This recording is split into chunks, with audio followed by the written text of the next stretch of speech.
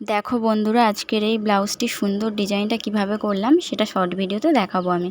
দেখো খুব সহজভাবে যেরমভাবে আমি গলার ডিজাইনটা করব সেরমভাবে পেস্টিং কেটে নিয়েছি। পেস্টিং কেটে এবার তার চারিদিকে দেখো কাপড়টাকে আমি 2 ফোল্ড করে মুড়িয়ে এবার চারিদিকে ছোট ছোট করে একটা 2 ইঞ্চি কাপড় নিয়েছি, নিয়ে সেটাকে চারিদিকে দিয়েছি। দিয়ে এবার পেস্টিংটা বসিয়ে নিলাম, নিয়ে দেখো ছোট ছোট কাট করে নিচ্ছি যাতে ওল্টাতে সুবিধা হয়। এরকমভাবে কাট করে নিলে দেখো ফিনিশিংটা খুব সুন্দর আসে। এবার আমি একটা লম্বা আড়াআড়িভাবে কাপড় নিয়েছি, নিয়ে ওটা দেখো কীভাবে মুড়ছি।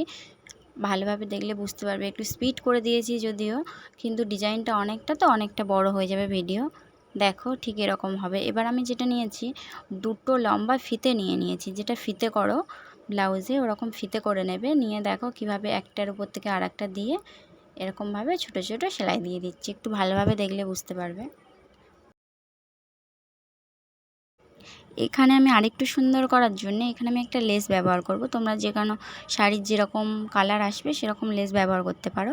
দেখো আমি পিঙ্ক কালারের একটা লেস নিয়েছি। এই লেসটা যেহেতু হাতার সাথে যাচ্ছিলো, পাড়ে আছে, দেখো কত সুন্দর লাগছে। এবার যেটা করতে হবে, মেন পেছনে আংটা হবে, পেছনটা কেটে তার হুপের ঘর করে নিয়েছি। এবার যেটা করতে হবে সেটা হলো দেখো এবার সুতো দিয়ে এগুলো বসিয়ে নেব, ছোটো সাদা সাদা কাঁটিগুলো। দেখো একটা ব্লাউজ কাটা থেকে শুরু করে ফুল সেলাই অবধি, হিম সেলাই অবধি কতটা খাটতে হয় একটা ব্লাউজের পেছনে। এরকম ডিজাইনের ব্লাউজ করলে কে কত টাকা করে নাও একটু কমেন্টে বলো, তাহলে আমারও একটু সুবিধা হয়। দেখো ব্লাউজটার ফুল ডিজাইন কেমন লাগছে কমেন্টে বলো, ও একটা লাইক করে দিও, সাবস্ক্রাইব করে দিও।